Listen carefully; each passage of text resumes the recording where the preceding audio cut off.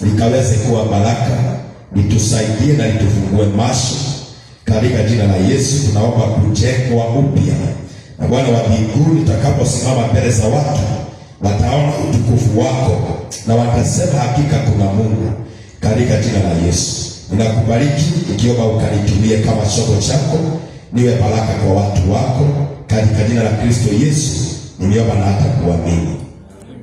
Amen. Bwana asifiwe. Karibuni sana. Hapa ni Christian Foundation Fellowship Kabula, na tunawakaribisha katika ibada yetu, na nishukuru nafasi hii niwakaribishe katika mkesha wa kuvuka mwaka wa 2025, na tutaingia mwaka upya wa 2026. Ni mwaka wa baraka na mwaka wa ajabu katika jina la Yesu. Kwa hivyo ningependa tukaweze kusikiza neno la Bwana la siku ya leo, na ninaamini ya kwamba unatutazama mahali popote ulipo katika nchi yetu ya Kenya, nje ya taifa la Kenya, na nashukuru kwa sababu ya washirika wetu hapa kanisani na wengine wanatazama wakiwa nyumbani. Mungu awabariki, nikiwatakia sikukuu njema, na wale walio katika safari na watakia safari njema kwa jina la Yesu, kwa sababu ni vizuri kuungana na familia zenu, muwe baraka kwao na wao wawe baraka kwenu katika jina la Yesu. Na kwa hivyo ningependa tuone neno la Bwana, na ningependa kwa sababu ibada yetu ya siku ya leo ni ibada ya Thanksgiving, ni ibada ya Thanksgiving, kwa sababu kuna mahali tumetolewa na Bwana, kuna mambo imefanyika katika maisha yetu, kuna baraka tumepokea hii mwaka, tumeinuliwa, tumefanikishwa. Na kwa hivyo ibada ya leo ni ibada ya shukrani katika jina la Yesu. Na kuna neno moja ningependa kuongea siku ya leo, kwa sababu tumesikia tukitoa ushuhuda mahali hapa, nikasikiza kila mtu akiongea, akasema vile Bwana amempigania, vile Bwana amembariki, vile Bwana amemuonekania, ya kwamba hii mwaka nimeona Mungu. Wengine wanakosa maneno ya kuambia Mungu kwa sababu ametenda maajabu katika maisha yetu. Bwana wetu ni sana. Naye Mungu akiwa mbinguni akiona ya kwamba ametubariki, kuna kitu moja Mungu huwa anangojea, kitu kinaitwa Thanksgiving. Bwana pesa hiyo Mungu huwa anaidai kwa kila mtu, kwa sababu akikubariki, it is good to appreciate your God. Bwana wetu ni sifa. Bwana ni roho. Kama huwa tunatendea watu wa dunia mambo mazuri, hata hii Disemba hajakuwa na reko kubwa ya kuenda nyumbani is to appreciate your parents. Bwana ni roho. Ni kuenda kuangalia wazazi na watu wenu, ukiwa appreciate kwa sababu walikulea. Bwana ni roho. But it is good to understand and to know how to appreciate your God, kwa sababu ya mambo makubwa amekufanyia katika jina la Yesu. Bwana wetu ni sana. Imagine watu wengi wanasumbuka, wanasema nitaenda nyumbani na mnataka Bwana ni yakuni, ili aende aungane na watu wao, awe baraka kwao, wawe baraka kwake, na hauwezi enda mikono mitupu kwenu. Bwana ni yakuni. Ama kuna mtu ataenda Disemba hii, hata wale wanatazama, kuna mtu anaamka hivi aende kwao mikono mitupu. Amen. Si tunaenda na baraka, nasi tukienda kwa Mungu, kwa nini tuende mikono mitupu? Bwana pesa. Ndio anasema ya kwamba yule anachukua dhabihu ya shukrani ananiheshimu. Bwana pesa. Kushukuru Bwana kwa kinywa haitoshi. Haleluya. Ni vizuri kumwambia ni asante na kumpatia sifa na kinywa chako, lakini kama kweli huwezi enda mikono mitupu, si tuchukue dhabihu za shukrani, tusimame nazo mbele za Bwana, tumwambie maneno ya vinywa vyetu haitoshi, but I take the sacrifice. Yeah, I can appreciate you. Ndoka kukwira ni wega Ngai. Bwana yetu sana. Hata ile dhabihu unachukua haitoshi hata kumwambia Mungu ni asante. Lakini kwa sababu unasema ya kwamba siwezi enda kwa Mungu mikono mitupu, nimwambie ni asante. Bwana yetu sana. Imagine kuna watu wamelala njaa hii mwaka. Wewe hautalala njaa. Asubuhi nilikuwa ninakumbuka ya kwamba kuna watu wanapewa pumzi kwa hospitali. Hiyo mtungi ya pumzi huwa inalipishwa almost 4,000. Bwana pesa. Lakini wewe umepumua pumzi ya Mungu bure. Haja kulipisha kitu. Amen.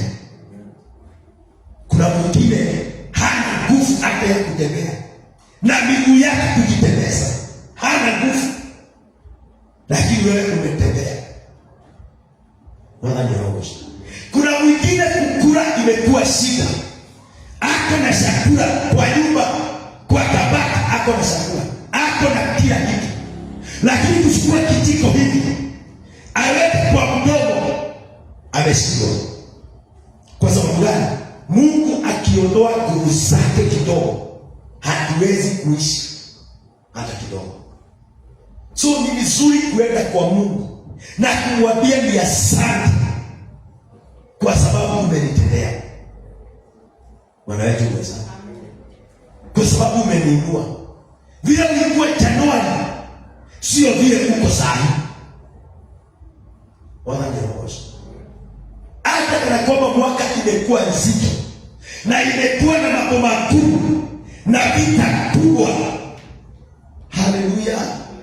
Biblia inasema ya kwamba mateso na majaribu ile tumeona hatuwezi kuilikanisha na utukufu wa Bwana ambao unakuja juu ya maisha yetu. Bwana pesi. There is another glory. Mungu anaenda kuashiria after kuteswa katika hii mwaka.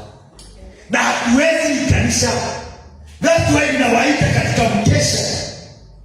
Tukuje tufunge hii mwaka na mambo yake na tufukue mwaka mpya na mambo mapya. Kwa nini tuseme mwaka mpya? Lazima iwe na mambo mapya. Bwana yetu amesema. Kwa hiyo ni vizuri wapendwa kushukuru Mungu. Hata kana kwamba umelia hii mwaka. Haleluya. Uko na sababu ya kumwambia Bwana ni asante. Bwana yetu ni asante. Katikati ya mambo yote imagine tumeona Mungu. Haleluya. Hata kwa kanisa tumeona Mungu. Katika hii madhabahu lazima madhabahu ishukuru Mungu. Bwana amesema kama si Mungu kanisa ingefungwa. Kama si Mungu hamungekuwa hapa. Bwana amesema kama si Mungu ningevunjika moyo kwa yale nimeona katika hii mwaka. But kwa sababu Mungu ni mwaminifu, anasema aliyetuita yeye ni mwaminifu. Na akisema amesema. Tuko na sababu ya pendo ya kuinua jina la Bwana. Tuko na sababu ya kumshukuru Bwana. Bwana wetu amesema. Na kwa hivyo ujumbe wa siku ya leo inasema hivi ya kwamba usisahau mahali Mungu amekutoa. Bwana amesema. That is the message ya siku ya leo. Ya kwamba usisahau na mahali Mungu amekutoa. Kwa sababu wakati mwingine huwa tunasahau. Kwa nini tunasahau? Kwa sababu aidha umepitia magumu, aidha umepitia mazito. Badala ya kukumbuka mahali Mungu amekutoa, unaangalia shida zile umezipata katika hii mwaka ama katika maisha yako. Bwana wetu ni sana. Lakini ni vizuri pendwa, usisahau, ambia mwenzako, usisahau na mahali Mungu amekutoa katika jina la Yesu. Dukana lile. Haleluya. Hakuna kitu baya mbele za Mungu kama kusahau. Imagine kuna shimo ulikuwa umewekwa, naye Bwana akainamisha uso wake, akastretch mkono wake, akakushika, akakutoa katika hiyo shimo. Bwana asifiwe. Mtu mwerevu na aliye na hekima hawezi kusahau shimo Mungu aliyemtoa. Bwana wetu pewe sifa. Deuteronomy 8. Kitabu cha Deuteronomy 8 verse 11. Amen. Watu wao wanasahau na shimo sana mahali Mungu aliwatoa. Na ni vibaya sana. Biblia inasema hivi. Deuteronomy ama Kumbukumbu ya Torati 8 mstari wa 11 inasema jihadhari. Hivyo ndio maandiko imeanza. Beware. Jihadhari usije ukamsahau Bwana Mungu wako. Mungu anajua wanadamu wanaweza kumsahau. Ndiye aliambia Israeli, beware, be very careful. Musije mkasahau na Mungu. Bwana apesi. Usije ukamsahau Bwana Mungu wako kwa kutozishika amri zake. Usisahau. Haleluya. Na hukumu zake na sheria zake ninazokuamuru. Mambo matatu Mungu anasema usije ukasahau na Mungu wako. Nadhani anaoshi. Anasema sasa hapa ndio watu wanafika wanaanza kusahau na Mungu wao. Verse 12. Mungu akasema hivi, angalia utakapokuwa umekula na kushiba. Amen. Jambo moja linafanya watu wasahau na Mungu ni kukula na kushiba. Bwana ni roho. Yaani huyo mtu akishiba hawezi kukumbuka hata Mungu. Bwana pesa. Na kuelewa ya kwamba kuna chakula zingine unaweza kukula zikupeleke kwa dhambi. That's why tunastahili kuwa very careful. Hata Disemba kama hii watu wakikula, unaweza kula chakula ikuonyeshe uende dhambi. Mwana ya na ni chakula tu na joto ya ile chakula. So utakapokula, hiyo ni wakati umetosheka ya kwamba umekula, umekuwa na kila kitu. Mwana ya hapo unastahili kujiangalia sana, kwa sababu unaweza kusahau na Mungu wako. Mwana ya unaweza kusahau wakati umekula. Angalia vile watu wamekula, wameshiba, wamesahau na Mungu aliyewaumba. Bwana ni roho. Ndio unaona wakisema ya kwamba hakuna Mungu, ni kwa sababu wamekula na wameshiba, wamesahau na Mungu aliyefanya wazaliwe. Haleluya. Imagine unazaliwa ukiwa na nywele, alafu kuingia asema hakuna Mungu na ako na nywele na sio yake na sio yeye alijipatia. Nikuona Bwana pesa. Na ndio huwa tunasema ya kwamba hata wakati umebarikiwa, hiyo ndio wakati unastahili kutafuta Mungu na njia kubwa. Bwana pesa. So Mungu aliona hii hatari, akaona awaambie mapema ya kwamba utakapokuwa umekula na kushiba, usisahau Mungu wako. Usisahau mahali amekutoa. Kuna wakati haukuwa unakula, kuna wakati ulikuwa unakula haushibi. Hiyo ni kitu mtu hawezi kusahau katika maisha yake. Lakini ukikula usikia kwamba umeshiba, unasahau. Ndio wala. Kuna wakati haukuwa na nguo, kuna wakati ulikuwa unakula na haushibi. Bwana pesa.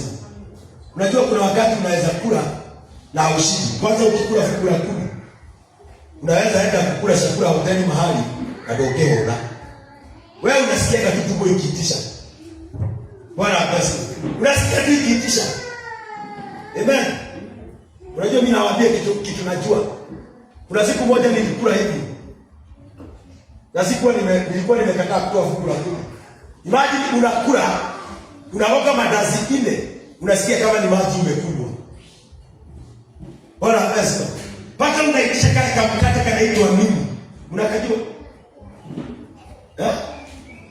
Kanaitwa nini? Unaongeza juu ya mandazi 4. Alafu unasikia ni maji tupu, unaoga chapati 2. Na hiyo ndio tekina aje. Bwana ndio. Bwana pesa. Ndio mwilage maundu maria ndamona ni kuria gicunji. Kwa kutira Ngai. Bwana pesa. So utakapokula ushibe, ndukanariganirwo ni Ngai wako haria kurutite. Bwana pesa. Jambo lingine na kujenga nyumba nzuri. Akiwewe sasa haukoboi, umejenga nyumba. Yaani unasema ya kwamba mpaka unashindwa wako naenda kanisani kufanya nini? Wanaenda kwa sifa. Nini wanaenda kuomba hawana? Ukiambia mtu wale wamejenga mamacho, mwambie aende kanisani, anakuuliza nini naenda kuomba? Nyumba niko naye, gari niko naye. Unajua mtu akianza kutajirika. Wewe angalia mtu akianza kutajirika, lazima uone daktari. Aanze kukuvukia chakula zingine. Naomba sisi tusifike hapo. Mungu akitutajirisha, tutakula kila kitu vile tulikuwa tunakula. Amen. Kwa maana mtu akiwa tajiri, unafungua sukari. Bwana pesa. Amen. Unaenda hospitali, unaambiwa ufanye exercise asubuhi. Kilomita 10 kuenda na kurudi. Na yeyote aina kingu huo. Bwana ni roho. Bwana anaitana hapo na you are best, you are okay. Lakini anza kutajirika. Bwana yetu sana. Naomba sisi tutajirishwe na Mungu. Amen. Hatutakuwa sukari. Hatutawekewa limitation ati lazima ukule sababu ya brown, tunakula yote. Paka ya white. Amen. Ati usikunywe uji ya kugagatio. Kugatia leo. Ati kwa sababu imeanza sisi tutaendelea na kuikunywa. Bwana ni roho. Na kukula vizuri hatutavukiwa hata kamoja. Nini wale kwa Yesu. So utakapokuwa umejenga nyumba yako ukae. Bwana ni akuni. Usisahau kuna wakati ulikuwa unakoboa. Usisahau kuna mahali Mungu amefanya nini? Imagine iliongeza kitu kingine ya tatu. Because unaweza jenga nyumba na ushindwe kukaa. Bwana ni roho. Ila unatreli na kujenga nyumba nzuri na kukaa ndani yake. Kwa hivyo kujenga na kupata nafasi ya kukaa hiyo nyumba umejenga inagharimu Mungu. Amen. Unaweza jenga alafu ukiiona hivi ukiingia kwa mlango unasikia roho ikikwambia enda kwa plot na nyumba ni wewe umejenga. Bwana ni roho. So sio vizuri kusahau na Mungu. Na ndio unaona ya kwamba ukijenga nyumba lazima uite mtumishi wa Bwana akuje aiombee. Bwana ni roho. Aiombee, ainene ndio upate amani katika hiyo nyumba. Kwanza Biblia inasema hata mkienda kufungua nyumba, mkifika karibu na nyumba, Biblia inasema muisalimie. Unajua hivi? Bwana ni roho. Lakini wewe unateka nyumba tu, unaingia ndio yote ukiota kama yote ndio. Lazima ukae ukiota ndoto fani huko. Bwana apesema. Na ile ilijengwa, niliona tukifungua nyumba ya walefe Dolmani. Kuna maswali nisikia akiuliza hapo. Kabla aiombe, tulifika kwa gate akatuambia Biblia inasema tusiingie nyumba. Tukasalimia nyumba. Bwana apesema. Alafu akifika pale kwa mlango akauliza maswali. Fundi aliyejenga awe hapo. Mtu yeyote alihusika kujenga hiyo nyumba awe hapo. Anauliza swali. Wakati mlikuwa mnajenga nyumba hii, kuna watu walitukanana. Mumelipwa pesa zote. Kuna mtu alianguka kutoka juu. Kuna damu ilimwagika. Bwana asifiwe. Akauliza hiyo maswali yote, akasikia hakuna, akaombea nyumba. Bwana asifiwe. Lakini sisi tukicheka ni kuingia duka. Bwana ni roho. Haujui, unajua ya kwamba unaweza jenga hiyo nyumba, alafu wale unatuma simiti ni ya mlango ya kando. Hiyo nyumba ukikaa lazima ufikirie kuiba. Wewe kana doe. Kwa sababu kuna roho ya wizi inatawala hiyo nyumba. Bwana asifiwe. That's why tuna dedicate nyumba. Na Biblia inasema ya kwamba ukijenga nyumba usiende kwa vita kama haujaweka hiyo nyumba wakfu. Usiende kwa maana utapigwa. Kwa hiyo kujenga nyumba na kukaa ni Mungu. Amen. Na wengine wao wamejenga nyumba, wameshitwa na kukaa. Angalia kama umesahau Mungu katika maisha yako. Bwana asifiwe. Atuna kukaa ndani yake. Okay, number 3. Number 4. Na makundi yako ya ng'ombe na kondoo yatakapoongezeka, hiyo biashara yako ikiongezeka, hiyo kondoo na ng'ombe na mbuzi wale wakomishaji zikiongezeka zizaane. Biblia inasema hivi, na fedha yako na dhahabu yako itakapoongezeka, yani ukiongezeka katika maisha, uongezeke kimali, uongezeke kifedha, uongezeke kwa mifugo, mashamba iongezeke, manyumba iongezeke, watoto waongezeke, na kila kitu kulicho nacho. Wala ni roho. Kuna kitu imeongezwa hapo, na kila kitu kulicho. So sio nyumba peke yake, sio gari peke yake, sio watoto peke yake, lakini kila kitu uko nacho kikiongezeka. Hallelujah. Because our God is a God of multiplication, not division, not subtraction. Ni multiplication and addition. That is the sign of God. More than your own. So utakapoongezeka kwa kila kitu. Biblia inasema verse 14. Basi hapo moyo wako usiinuke. Bwana ni roho. Moyo wako usiinuke ukamsahau Bwana Mungu wako aliyekutoa katika nchi ya Misri, katika nyumba ya utumwa. Bwana ni roho. Mungu anajuanga hatari ya mtu ukibarikiwa. Mtu akiongezeka, hata uongezeke katika mwili. Bwana asifiwe. Biblia inasema ya kwamba moyo wako usije ukainuka. Haleluya. Usije ukashikwa na kiburi, usahau na Mungu aliyekutoa Misri. Bwana ni roho. Aliyekutoa katika utumwa, aliyekutoa katika umaskini, aliyekutoa katika shimo la ugonjwa. Bwana asifiwe. Aliyekutoa katika mateso, usisahau na hiyo shimo Mungu alikutoa. Kwa sababu kama si Mungu haungetoka katika hiyo shimo. Bwana asifiwe sana. So mioyo yetu wapendwa isiinuke ikamsahau Mungu. Bwana asifiwe sana. Ikasahau Mungu wetu aliyetuokoa. Hata hii kanisa mimi siwezi kukaa na moyo wangu, siwezi kubali kuinuke nisahau na mahali Mungu ametoa hii kanisa ndio ifike mahali imefika. Bwana asifiwe. Kwa sababu watu wengine wanabarikiwa, wanakula, wanashiba, wanatosheleka, wanasahau na Mungu ya kwamba siku moja. Bwana asifiwe.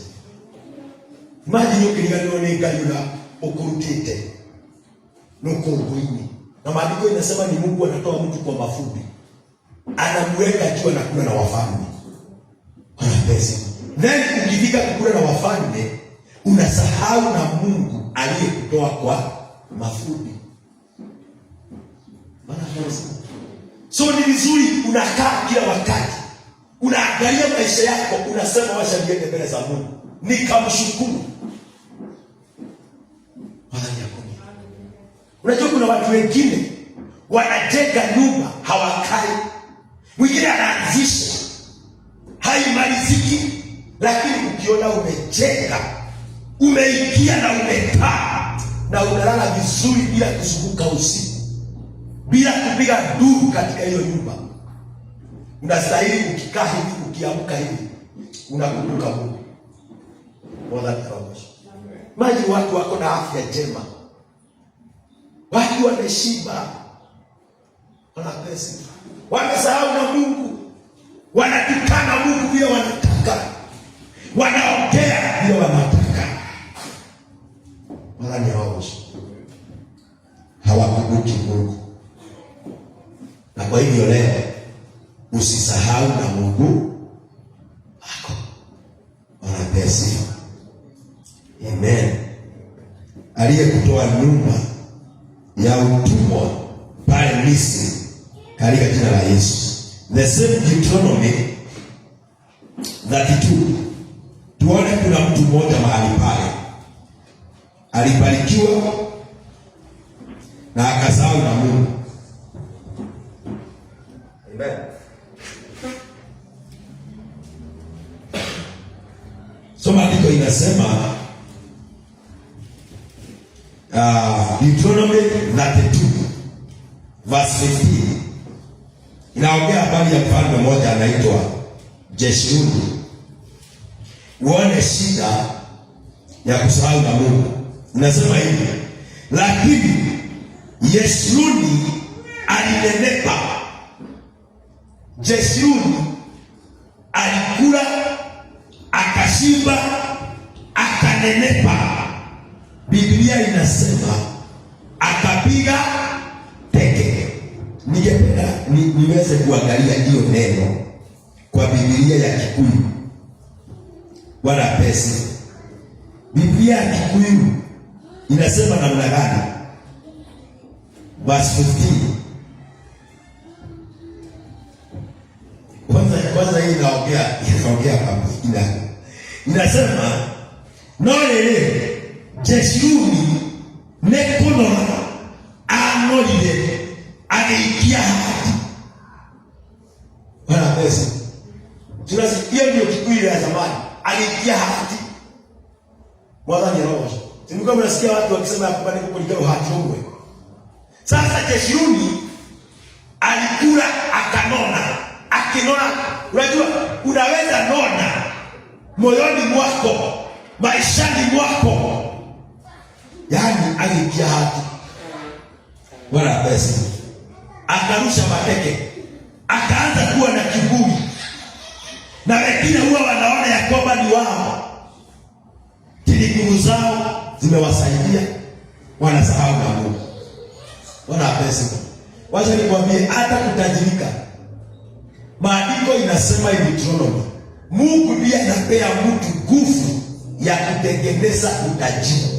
So akili uko nazo za kufanya biashara, hiyo akili isipokuwa ni Mungu, Bwana wetu mbele sana, hauwezi kufanya hiyo biashara. Bwana wetu mbele sifa. Kama si Mungu amekupatia hiyo akili na hiyo nguvu, hauwezi kufanya hiyo biashara. So everything comes to, kila kitu kinatokana na Mungu. So Jeshuruni niko na anolile. Mwana ni roho. Wewe nekuno na onolete ugatukuha ukahona muno. Hiyo ndio shida ya watu kufanya. Hawezi kuvuka Mungu. Hata mtu akishiba sana anasikianga tu kulala. Si ni kweli? Hata tukikula hapa kile jambo lile unasikia tu ni nini? Si ni kulala. So unaweza shiba ulale kiroho, usahau na Mungu wako.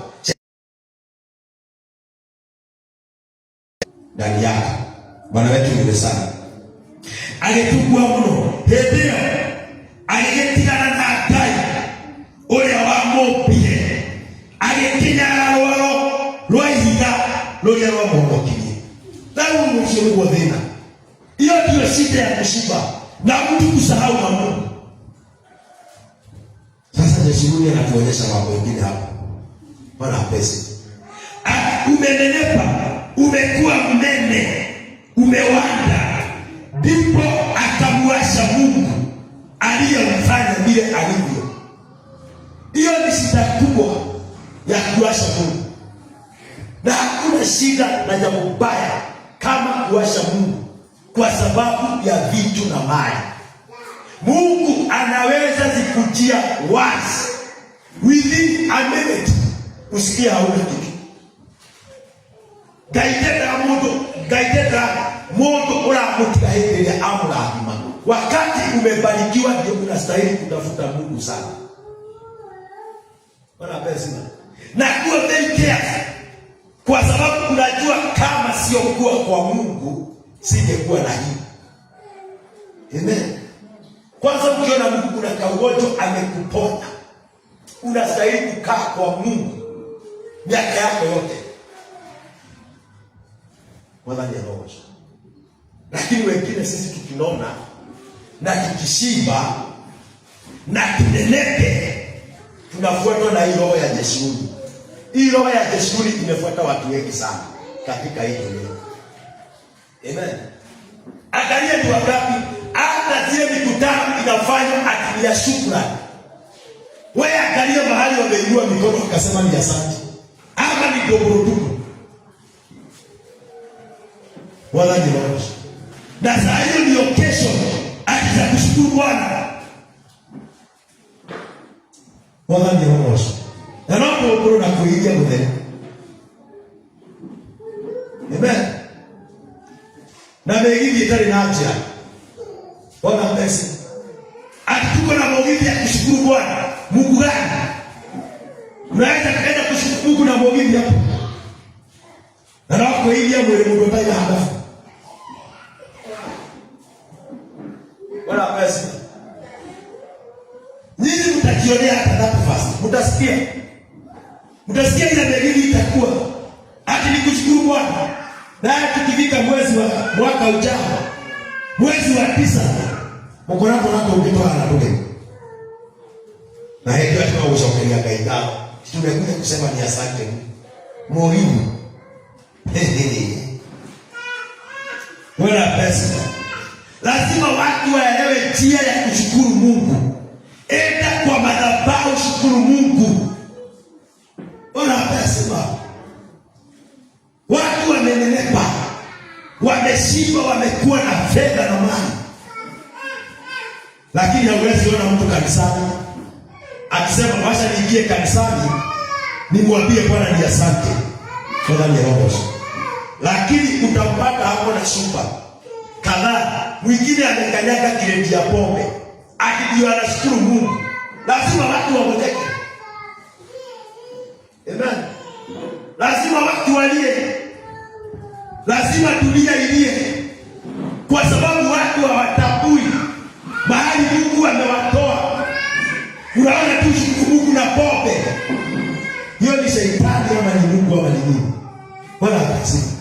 Lazima ukubali kushukuru Mungu na njia inayofaa. Elewa kuna mahali umetolewa. Wala pesa. Tusifuatwe na hiyo roho ya Jeshuruni. Alikula akashiba akamuacha Mungu. Wakati wameacha Mungu hii mwaka. Amen. Wakati wameacha Mungu. Walikuwa wameokoka vizuri Januari. Katikati. Lakini Mungu akawakumbuka. Wakabarikiwa ni social media. Wakawa na likes nyingi. Leo wameacha Mungu. Bwana pesa. Na ninawaambia hivi katika jina la Yesu. Mwaka ujao kuna mambo mmesikia hii mwaka hamtaisikia tena. Amen. Kuna mambo hamtasikia tena. Watu kujitajirisha ovyo ovyo. Kuna mambo hamtasikia. Bwana pesa. Hata wale wamejitajirisha wamebadilisha, wamekuwa na likes nyingi na subscription nyingi, ndio wawe wakilipwa wapige kanisa la Bwana. Kuna mambo hamutasikia mwaka ujao. Bwana anasema lazima Mungu anyamazishe kile ambacho sio yake. Utokosho bonete mwaka huyo iwatoshe. Mwaka ujao hakuna kitu kama hiyo. Bwana apesi. Amen. Kwa sababu gani? Watu wamefuata na roho ya Jeshuruni. Wamenenepa. Wadhani ya kupinga. Akamwasha Bwana aliyemfanya hivyo alivyo. Imagine hata kuvaa nguo mzuri ni Mungu amekufanya hivyo. Kuvaa kiatu mzuri ni Mungu amekufanya hivyo. Bwana apesi. Akasema hivi, akamdharau mwamba wa wokovu wake.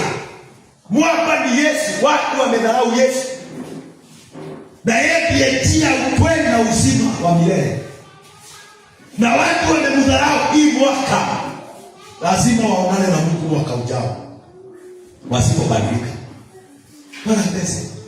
Jeshuruni alikula kashiba, akarusha mateke, akawa na kiburi, hataki kuona watu, hata kusalimiwa.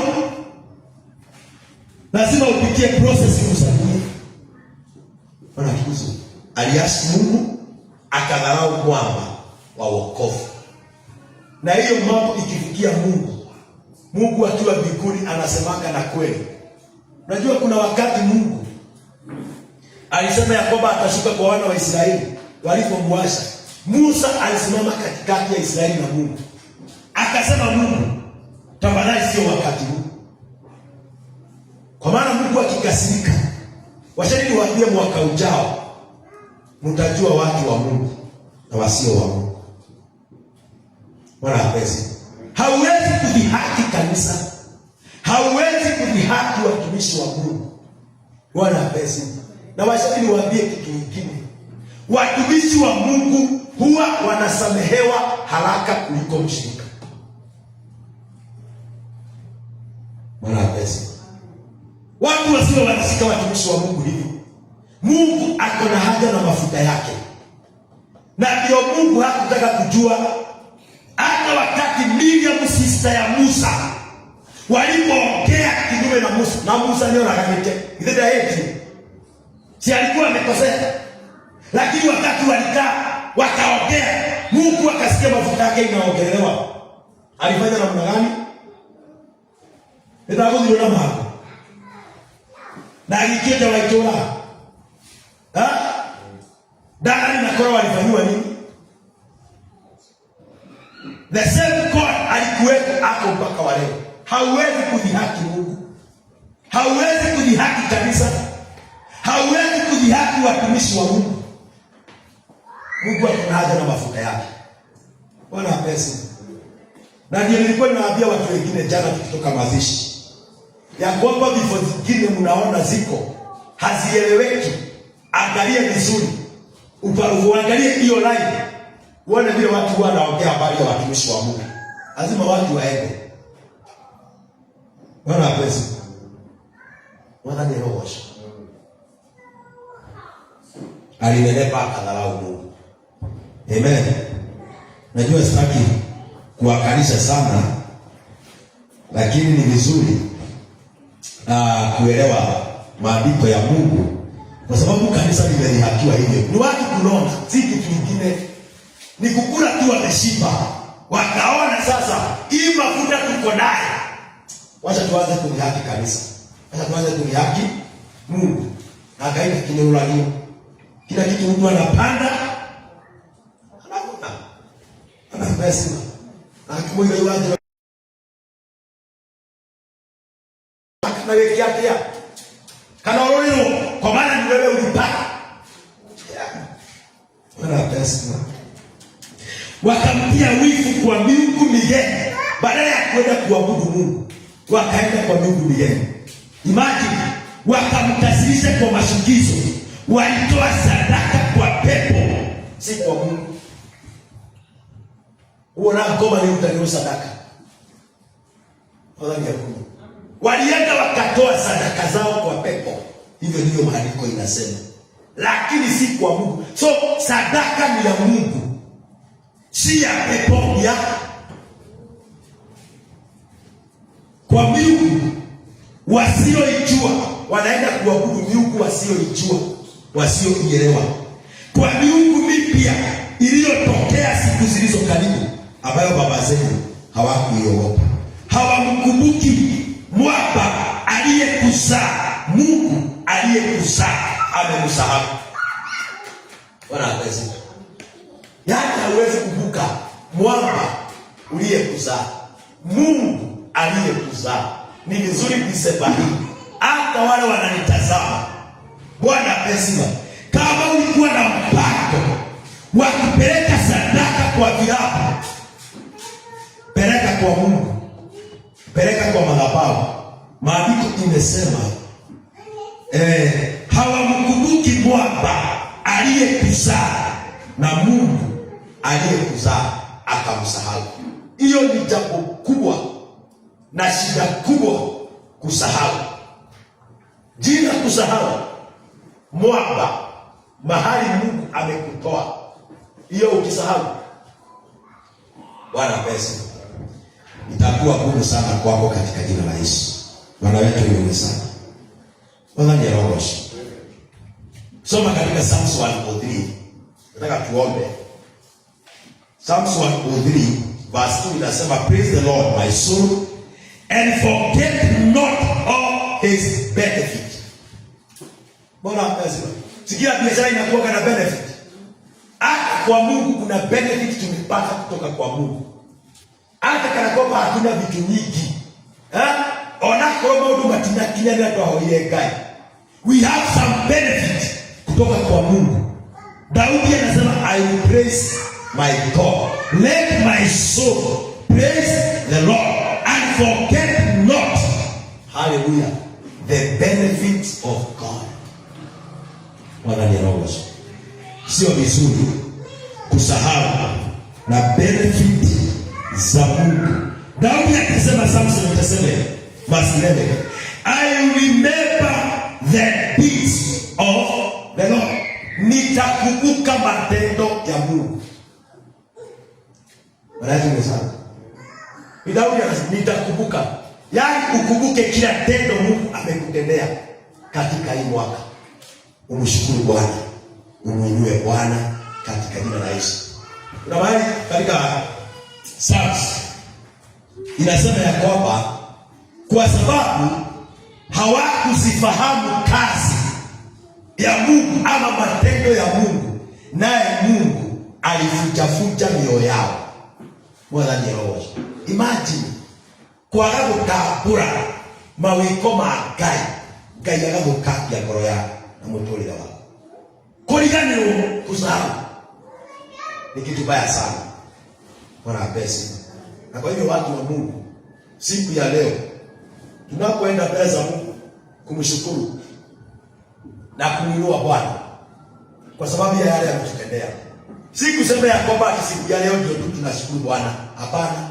Huwa tunashukuru Bwana each and every day. But today, Bwana pesa, it is good to thank your God. Usije ukasahau mahali Mungu amekutoa. Bwana yetu bariki. Amen. Wengine hakukuwa kitu, but today Bwana ni roho. Ndio Mungu wa kuendeka. Lakini leo unatendeka. Bwana pesa. Yaani mtu anaweza kaa hivi asahau tu na Mungu aliyemuokoa, aliyemuumba, aliyemfanya vile alivyo. Ndio unaonaga watu wakiwa juu. Mungu anakuwa celebrity, anahidi sana. Within a short time unasikia huyo mtu anarudi chini. Kwa nini? Kwa sababu ukinona ushinde na ukule, Bwana ni roho. Usipokuwa very careful, utarudi pale tu chini ulikuwa.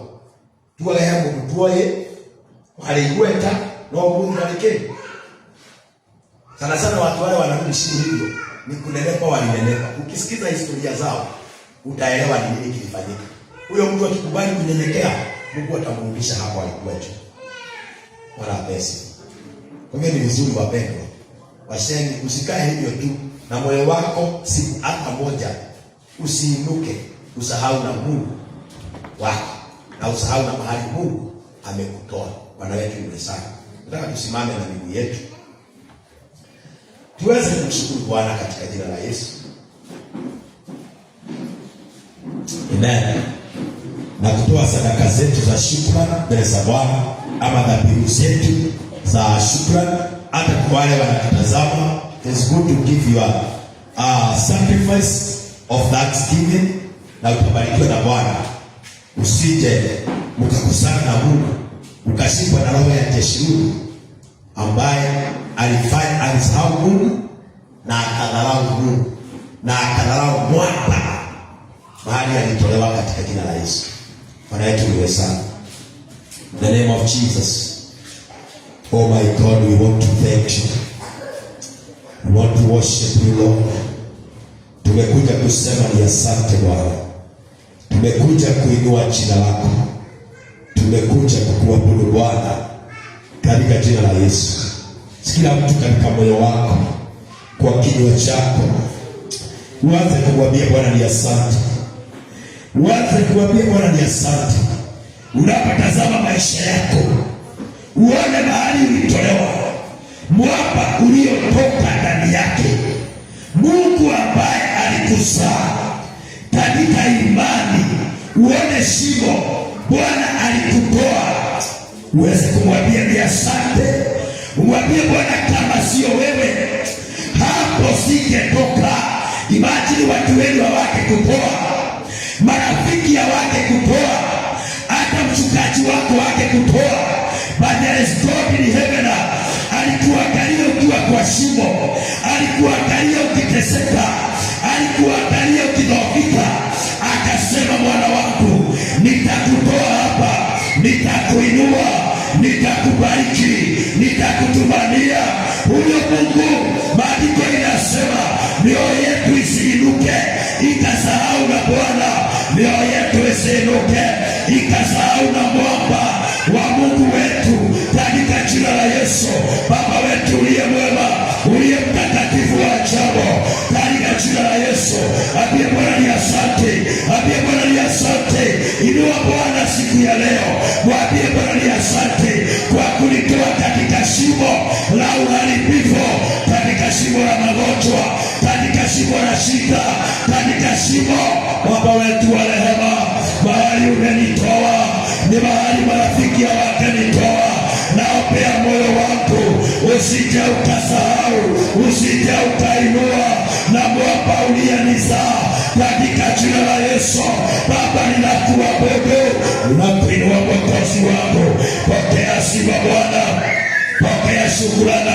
Umekuwa mlinzi wako, umekuwa ngome yako, umekuwa msaada wako katika huduma yako, katika madhabahu haya, kwa kazi yako Jehova, kwa jamii yako. Umekuwa mwema kwa watoto wako, umekuwa mwaminifu. Ni wewe umetulisha, haujakubali tuende ushi. Ni wewe umetufanya jinsi tulivyo Bwana, sio kwa nguvu zetu, sio kwa uwezo wetu, bali ni kwa neema yako, ni kwa mkono wako Bwana. Nasema ni asante kwa mwaka mzima kusimama mbele za watu wako katika jina la Yesu. Nasema ni asante kwa kuondoa kila aibu. Hatujawahi fungiwa nyumba, hatujawahi lala njaa. Baba, pokea sifa, utukufu wote ni wako, heshima na mamlaka ni yako Bwana, katika jina la Yesu. Hata wakati tulipojeka Baba, ulishuka ukatuponya kwa jina la Yesu. Wakati maji yalitufika kwa magoti, Bwana ulitubeba katika jina la Yesu. Vita zimekuwa kubwa, lakini Bwana umetupigania. Kumekuwa na changamoto za kijamii, kumekuwa na changamoto katika imani Bwana, na katika wokovu Jehova, na katika hii safari haijakuwa rahisi, lakini mkono wako umetubeba, neema yako imetubeba. Ni sisi tuko hapa Bwana, Tumeona misaba hii na tutaona natefasogoda Bwana tukiwa wazima. Wakumbuke wapendwa, washirika wetu wakumbuke mahali popote walipo, wasije wakasahau na Mungu wao na mwaka uliowazaa, Mungu ambaye amewafanya jinsi walivyo. Hata Kenya yetu tunaiombea, viongozi tunawaombea, wananchi wote tunawaombea, kila mmoja wakati huu moyo wake usiinuke, asahau na mwamba uliyemzaa, asahau na Mungu aliyemfanya jinsi alivyo. Katika jina la Yesu Baba, tunaomba ukatuokoe na roho ya teshuhudi wakati tumekula na tumeshiba. Bwana, tusije tukakusahau, tusije tukakudharau katika jina la Yesu. Baba wetu wa mbinguni, tusaidie tukukumbuke kila wakati na kila dakika, kwa maana wewe ndiye umetufanya jinsi tulivyo Bwana, katika jina la Yesu. Tunakushukuru Bwana, tunakuinua Mfalme. Wewe ni mtakatifu, wewe ni Mungu wa ajabu, wewe ni Mungu wa baraka, hakuna mwingine kama wewe. Wapendwa, tukishukuru Bwana, maandiko inasema shukrani huwa inafungua milango. Shukrani, thanksgiving opens door, inafungua milango ya mbinguni katika jina la Yesu. Ndio maandiko inasema tuingie katika malango kwa shukrani katika jina la Yesu. Haitasema kwa jambo lingine, but with thanksgiving, kwa maana milango inafunguka kwa shukrani katika jina la Yesu. We thank you Lord, we worship your name in Jesus mighty name. Ningeomba kama ulikuwa na dhabihu yako ya shukrani, nishike tu na mkono wako katika jina la Yesu, kwa sababu isipokuwa ni Mungu amekuwa pamoja nasi, washa nikuambia hatungekuwa mahali hapa katika jina la Yesu. In the mighty name of Jesus. Nomba gendo nyingi yako na ekeraga, lakini just to appreciate your God with just a sacrifice. It is good in Jesus name, kwa sababu Bwana ametutendea makubwa katika jina la Yesu. In the name of Jesus. Tunashukuru Bwana kwa sababu ya maisha yetu, kwa jamii zetu, kwa hii kazi ya Bwana, kwa hii huduma, kwa hii madhabahu. Tunashukuru Bwana katika jina la Yesu. Chukua kitu yako, dhabihu yako, weka kwa madhabahu, alafu tuiombee katika jina la Yesu. Alafu tuiombee. Wale wanaweza kuwa wanatumia simu, kuna namba tuliandika hapo online, utaiona 0112 643 477 0112 643 477. You can give your sacrifice of thanksgiving in this altar in Jesus name. It is good to connect yourself with the altar of God than the altar of this world in Jesus mighty name. Bwana atatenda maajabu. Hata mimi niko na dhabihu yangu ya shukrani katika jina la Yesu, kwa sababu Bwana ametenda makubwa katika maisha yangu, ametenda maajabu katika huduma hii, ametenda makubwa katika jamii yangu katika jina la Yesu. You can give your sacrifice before God in the name of Jesus. And I know God will do mighty things. You can use our number 0112 643 477.